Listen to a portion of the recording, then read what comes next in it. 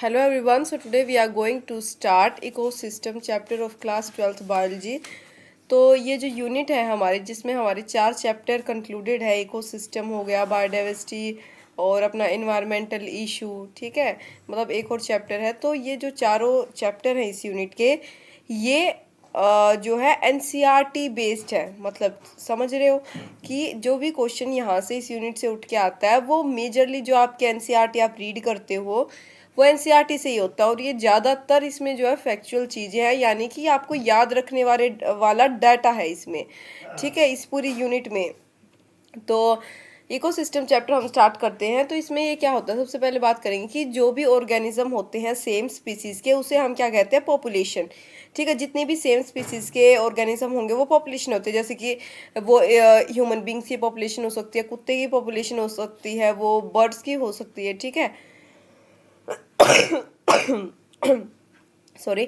उसके बाद जो जितने भी मतलब क्रोज, ह्यूमन, कुत्ते, आंट्स, मतलब इन सब को अगर हम कंक्लूड कर दे तो वो हमारी एक कम्युनिटी बना लेती है, ठीक है।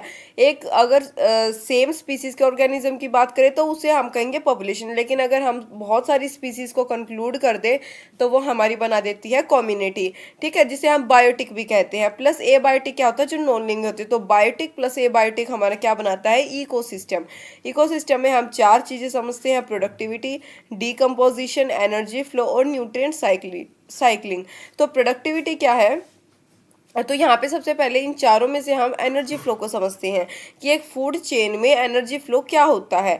तो मान लो ये हमारा क्या है, सन, ठीक है। सन क्या होता है, प्रोड्यूसर माना जाता है। सबसे ऊपर लेवल पे ये मतलब आता है हमारे फूड चेन में, क्योंकि ये सनलाइट प्रोवाइड कराता है आगे ऑटोट्रॉफ्स को, यानी प्लांट्स को, जो उसे यूज़ करती हैं अपने मतलब फोटोसिंथेसिस के लिए और मतलब बहुत सारे अपने मैकेनिज्म के लिए, ठीक है, जो प्लांट मैकेनिज्म अपना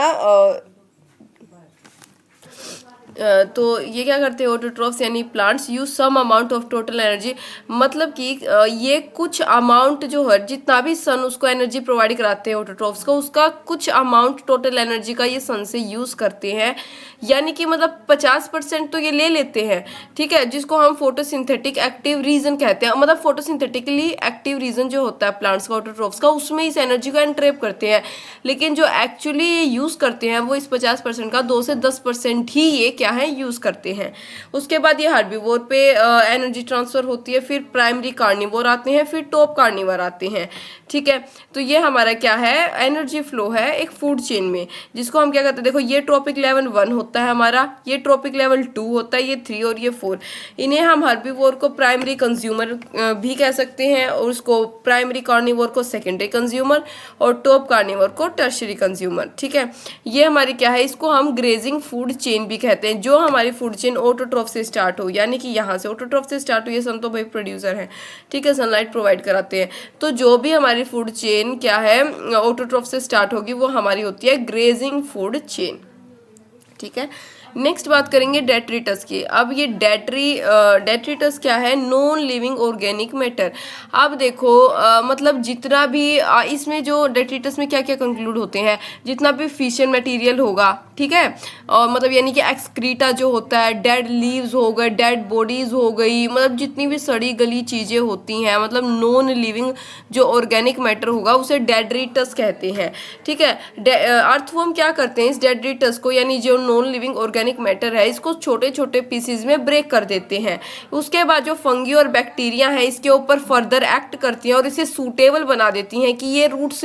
आप देखो डेट्रिटस है, मान लो आपके पास है कोई डेड बॉडी, ठीक है, डेड बॉडी पड़ी है किसी भी छोटे मोटे पक्षी के ऑर्गेनिज्म की, कुछ भी हो सकता है, उसके ऊपर अर्थवर्म ने उसको जो है स्मॉल स्मॉल पीसेज में क्या है ब्रेक डाउन कर दिया उसका। उसके बाद उसके ऊपर फंगाई या बैक्टीरिया लग गया जिसने उसको फर्दर ईट किया और उसको इतना इतना बारीक और इतना सुटेबल बना दिया कि जो रूट्स है या फिर सोयल है वो उसको एज अ मिनरल अब यूज कर सकते हैं, ठीक है। तो डेट्रिटस फूड चेन स्टार्ट कहाँ से होती है, डेट्रिटस से। जैसे पीछे हमने देखा कि ग्रेजिंग फूड चेन जो हमेशा ऑटोट्रॉफ से स्टार्ट होती है, ये लार्जेस्ट होती है, मतलब डेट्रिटस फूड चेन है ये लार्जेस्ट होती है ग्रेजिंग फूड चेन के कंपैरिजन में, ठीक है। आपसे इसमें इतना ही पूछा जा सकता है यहाँ से कि भाई आपको ये पता होना चाहिए कि लार्जेस्ट चेन कौन सी है, अब ग्रेजिंग है या डेट्रिटस है, तो डेट्रिटस है। ये पूछा जा सकता है कि ग्रेजिंग फूड चेन कहाँ से स्टार्ट होती है, तो ऑटोट्रॉफ से, और डेट्रिटस फूड चेन डेट्रिटस से, ठीक है। तो ये चीज़ें आपको अंडरस्टूड होनी चाहिए।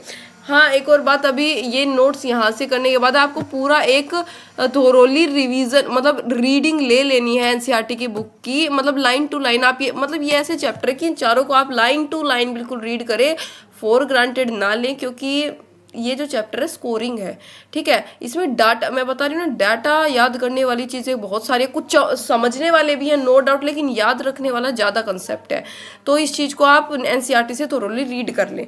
नेक्स्ट बात करेंगे किसकी, फूड वेब की। तो ये क्या होता है, many interconnected food chain from, मतलब बहुत सारी इंटरकनेक्टेड फूड चेन है, वो क्या है, फूड वेब बनाती है। ये आप जो है अपने जो है पहले से ईवीएस वगैरह में आपने फूड चेन, फूड वेब, ये चीज़ें तो आपने पढ़ी ही होंगी। स्टैंडिंग, अब बात करेंगे दो चीज़ें यहाँ पे थोड़ी सी कंफ्यूजिंग लगती हैं बच्चों को। एक होता है स्टैंडिंग क्रॉप का कंसेप्ट है और एक टर्म है स्टैंडिंग स्टेट। अब स्टैंडिंग क्रॉप क्या होता है, मान लो कि ये मेरा T1 लेवल है, यानी ट्रॉपिक 1 लेवल है, ठीक है, जिसका ये बायोमास है, ये ट्रॉपिक 2, ठीक है, 2 लेवल, ये इसका बायोमास है। मतलब कि जैसा लेवल होगा, ट्रॉपिक लेवल होता है, उसका बायोमास उसके अकॉर्डिंग ही तो होगा कि भाई उस रीजन में कितना उसका, जहाँ पे जैसे 2 ट्री है तो इसका बायोमास यहाँ पे 1 का हुआ तो इसका बायोमास ये है। तो जितना भी टोटल बायोमास किसी भी ट्रॉपिक लेवल पे जितना उसका बायोमास होता है गिवन टाइम में, उसे आप क्या कहते हो, स्टैंडिंग क्रॉप, ठीक है। तो ये चीज़ होगी। और स्टैंडिंग स्टेट क्या है कि कितना मिनरल या न्यूट्रिएंट सोइल में होगा किसी भी गिवन टाइम में। अब ये ट्रॉपिक 1 लेवल है, इसका बायोमास इतना है, अब इसके अंदर कितना मिनरल टोटल मिनरल या न्यूट्रिएंट्स है इसकी सोइल में किसी भी गिवन टाइम पे, वो क्या होता है, स्टैंडिंग स्टेट, ठीक है।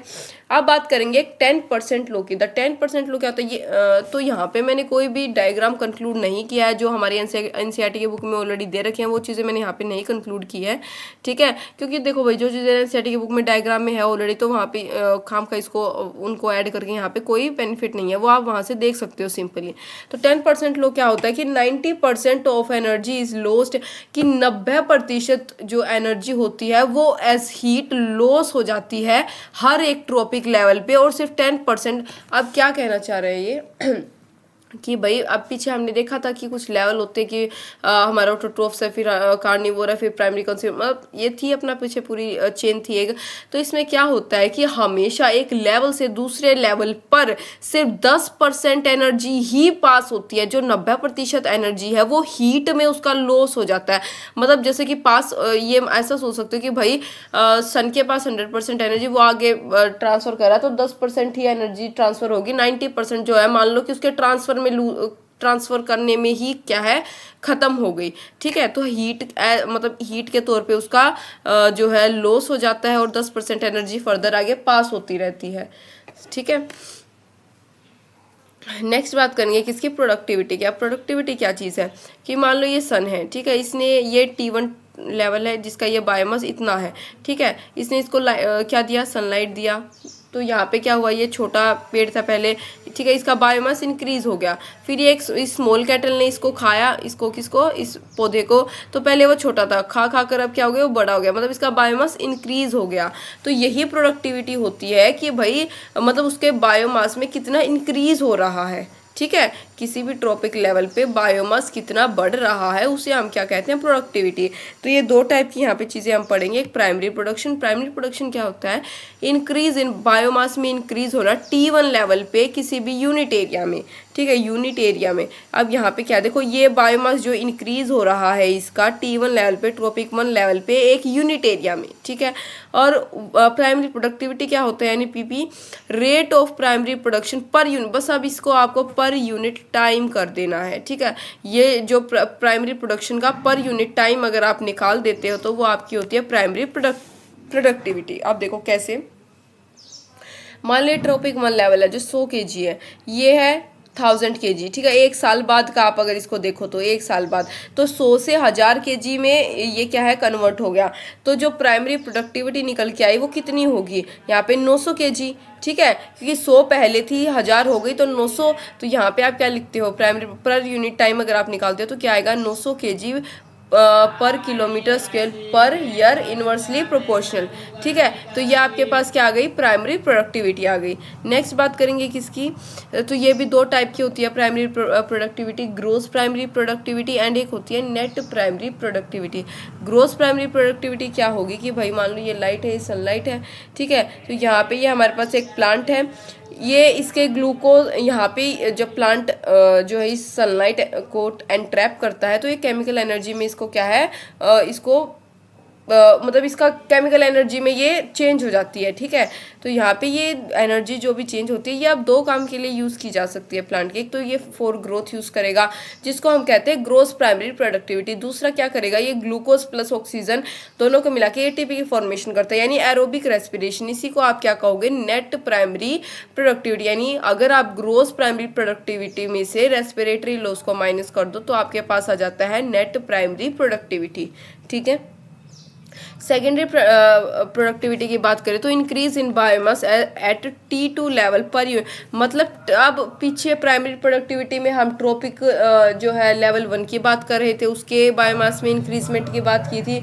सेकेंडरी प्रोडक्टिविटी में आप बात करते हो T2 लेवल पे कि कितना इंक्रीज हुआ है उसके बायोमास में पर यूनिट टाइम।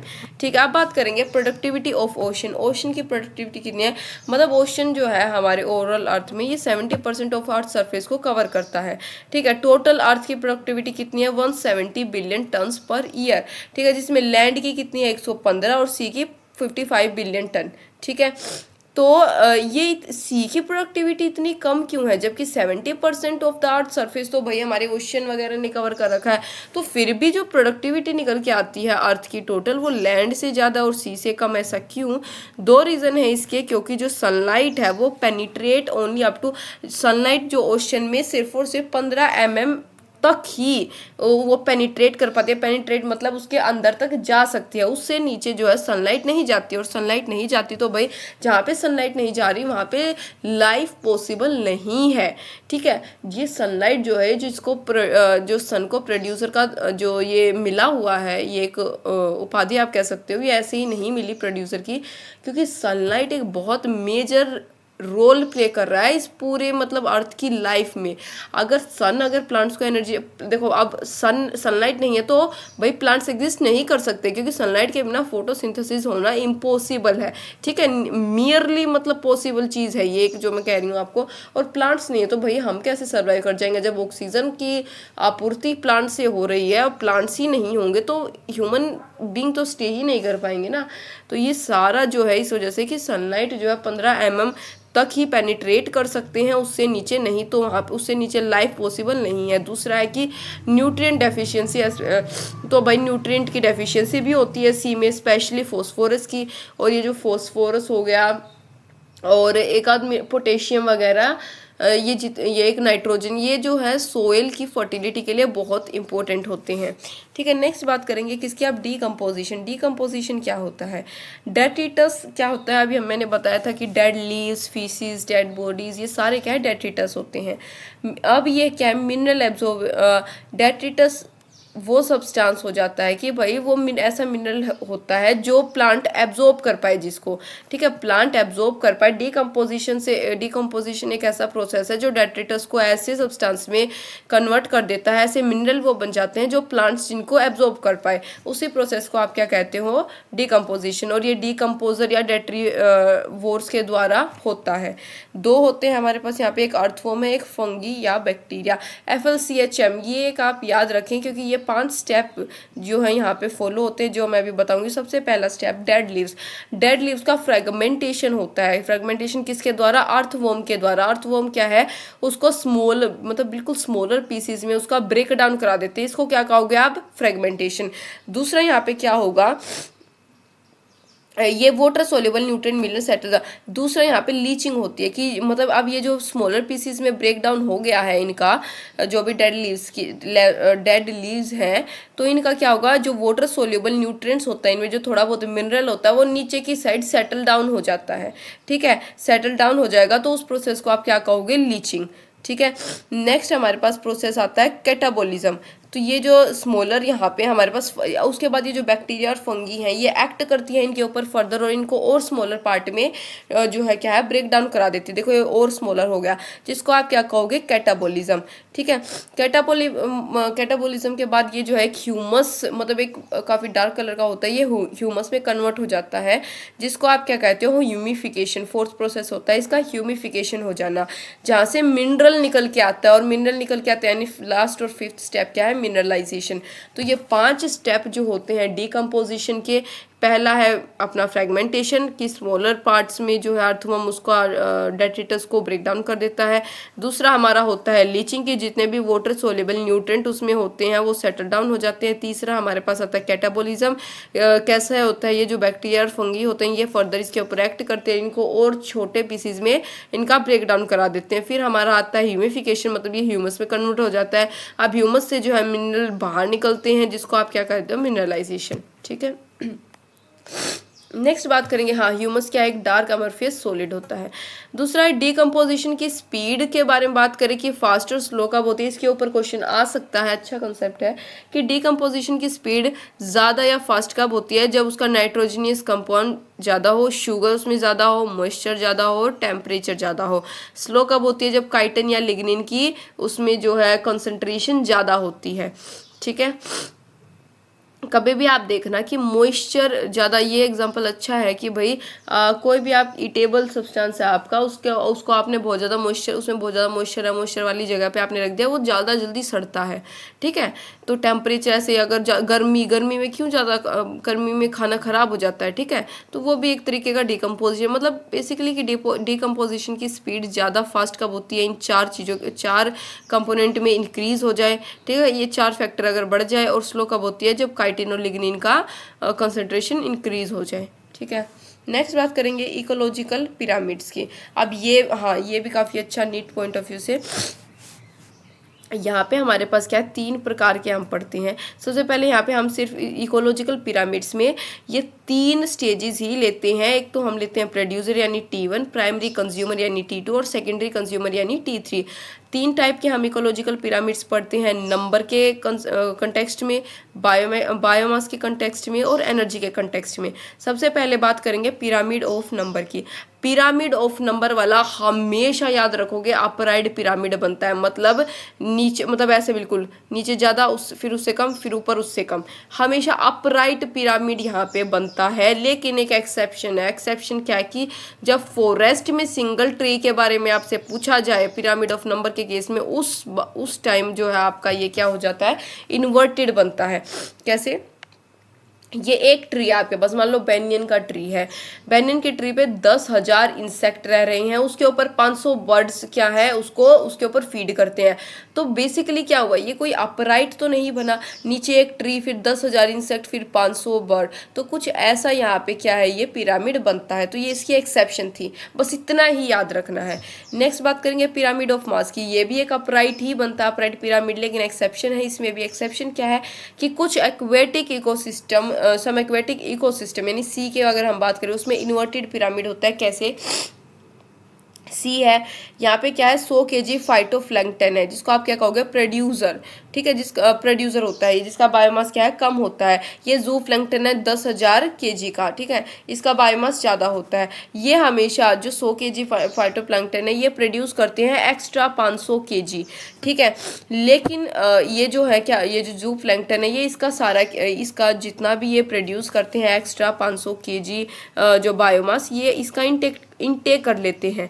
ठीक है, तो यहाँ पे जो फाइटोप्लैंक्टन है ये क्या है, कम है, और ज़ूप्लैंक्टन की जो अपना यहाँ पे इसका नंबर है वो क्या है, इसका मास जो है वो ज़्यादा है, नंबर नहीं मास। ठीक है, तो मास ज़ूप्लैंक्टन का ज़्यादा है।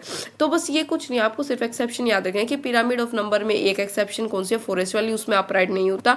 पिरामिड ऑफ मास में एक्सेप्शन है सी इकोसिस्टम वाले की, एक्वेटिक वाले की, ज़ूप्लैंक्टन यानी फाइटोप्लैंक्टन की। ठीक है, नेक्स्ट बात करेंगे पिरामिड ऑफ एनर्जी की। पिरामिड ऑफ एनर्जी में क्या होता है, 10% एनर्जी का लो इसमें फॉलो होता है, हमेशा अपराइट होता है, कोई एक्सेप्शन नहीं होती पिरामिड ऑफ एनर्जी वाले में। ठीक है, नेक्स्ट बात करेंगे इकोलॉजिकल सक्सेशन की। अब इकोलॉजिकल सक्सेशन क्या है, मान लो कि कोई भी वोल्केनो फट गया, अब वोल्केनो बस्ट हुआ तो उसमें मतलब अभी ये देखो ऐसा कुछ हो जाता है, वो अभी उसमें कोई लाइफ नहीं है, लेकिन लाइफ वहाँ पे आगे चलकर लाइफ वहाँ पे भी क्या है जनरेट हो जाती है, ठीक है, लाइफ पनप जा सकती है वहाँ पे। तो बेसिकली इसका केस नहीं लेंगे, ये 3 केस लेंगे, एक रॉक का, एक ये पॉन्ड का और एक ये ट्री का। इसमें क्या होता है, मान लो कि ये रॉक है कोई भी, ये यहाँ पे मेरे पास कोई भी फॉरेस्ट है, जंगल है, और ये क्या है पॉन्ड है, ठीक है।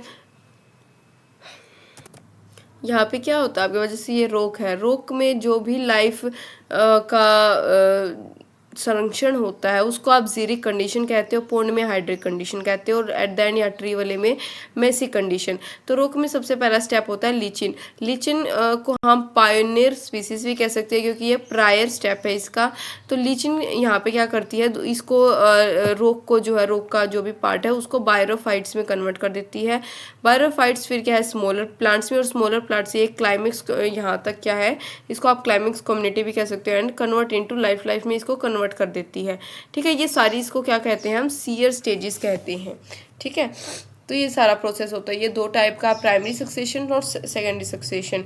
अगर यहाँ पे देखो, अब इसकी तो बात हो गई कि भाई रॉक से कैसे लाइफ में कन्वर्ट हो गया, ठीक है, ये लीचन, फिर बायोफाइट्स, फिर स्मॉलर प्लांट्स है, फिर ये बड़े प्लांट्स में, ठीक है, ये मेसी कंडीशन जिसको आप क्लाइमेक्स कम्युनिटी कहते हो। अब पॉन्ड का अगर हम केस लें तो पॉन्ड में क्या होता है कि मान लो ये फाइटोप्लैंक्टन है, ठीक है, ये क्या हुआ सबमर्ज रूटेड, जो रूटेड प्लांट्स थे वो कुछ नीचे सबमर्ज हो गए, उसके बाद ये रूटेड फ्लोटिंग प्लांट्स आए जो ऊपर की साइड थे, फिर ये फ्लोटिंग वैसे, उसके बाद ये रेड स्वाम्प पे, फिर ये मार्श मीडोज में, फिर स्क्रब में, फिर ट्री में। मतलब सिर्फ आपको ये सीरीज याद रखनी है, ठीक है, इससे ज़्यादा कुछ याद नहीं रखना, आपको ये सीरीज इसकी याद रहनी चाहिए कि भाई पहले क्या है, फिर एट द एंड, मतलब उसके बाद सोन क्या प्रोसेस या कौन सा स्टेज फॉलो होता है। अब बात करेंगे न्यूट्रिएंट साइकिल की।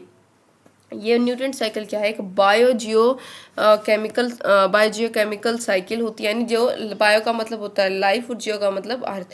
2 टाइप की होती है, एक गैसियस और एक सेडिमेंट्री। गैसियस में क्या होता है कार्बन साइकिल, और सेडिमेंट्री में फॉस्फोरस साइकिल। सबसे पहले अगर कार्बन साइकिल की बात करें तो बहुत ईजी है, कुछ भी नहीं है, आपको ज़्यादा देखो मैं बता रही हूँ, ये यूनिट ऐसी है, इसमें आप ज़्यादा खुद का माइंड यूज़ ना करें, जो आपको लिख रखा है सिर्फ वही याद करके चले जाएं। कार्बन साइकिल में क्या है कि ये मान लो आपके पास कार्बन डाइऑक्साइड है, ठीक है, ये कार्बन डाइऑक्साइड का ये सी है, ठीक है, सी में आपको क्या है कार्बन डाइऑक्साइड, कार्बन डाइऑक्साइड है। तो यहाँ पे ये क्या हुआ, ये लैंड है, डिकम्पोजिशन, ऑटोमोबाइल और फायर, ये मतलब बहुत कुछ ऐसा है कि जिससे हमारा कार्बन डाइऑक्साइड रिलीज होता है, ठीक है। ये यहाँ पे रोक्स इसके पास सी में चला गया, कुछ मतलब रोक्स ने यूज़ किया फोटोसिंथेसिस के लिए, ठीक है, नहीं यहाँ पे फोटोसिंथेसिस नहीं, यहाँ पे फोटोसिंथेसिस के लिए प्लांट्स ने यूज़ किया, यहाँ पे रोक्स में चला गया, रोक्स में कुछ कार्बन डाइऑक्साइड जो है वहाँ पे ये जो है इसका स्टोर कर लेते हैं कुछ करके, तो यहाँ पे हमारे पास रोक से फॉर्मेशन हो जाती है जिसकी वजह से कैल्शियम कार्बोक्साइड की, ठीक है, CaCO3 की। तो ये हमारे पास क्या है कार्बन साइकिल होती है कि कुछ सी में चली जाए, फिर ठीक है कुछ फोटोसिंथेसिस में यूज़ हो जाती है, कुछ रॉक्स में स्टोर हो जाती है। नेक्स्ट बात करेंगे फॉस्फोरस साइकिल की। तो इसमें क्या है कि फॉस्फोरस का एटमॉस्फेयर, मतलब आपको ये चीज़ याद रखनी है कि फॉस्फोरस का एटमॉस्फेयर से कोई इनपुट नहीं है, ठीक है। और ये फॉस्फोरस का रिजर्वियर कौन है, रॉक्स, रॉक से निकलते हैं, मतलब रॉक्स की वेदरिंग जब होती है, वेदरिंग ऑफ रॉक्स क्या होता है, जो उसकी मतलब जिससे वो मिट्टी के प्रोसेस में कन्वर्ट होती है, ठीक है, जिससे हम PO4 नेगेटिव निकलता है, ठीक है, जो फिर क्या है जिनको प्लांट्स यूज़ करते हैं। प्लांट्स के बाद हर्बीवार के बाद कार्निवोर से डेट्रिटस, फिर डेट्रिटस वापस प्लांट्स के ऊपर आ जाते हैं। तो और कुछ जो होता है वो वाटर के थ्रू क्या उसका रन ऑफ हो जाता है। तो इसी के साथ हमारा जो इकोसिस्टम चैप्टर है वो फिनिश हो गया है। उम्मीद है आपको समझ आया होगा। Thank you for watching.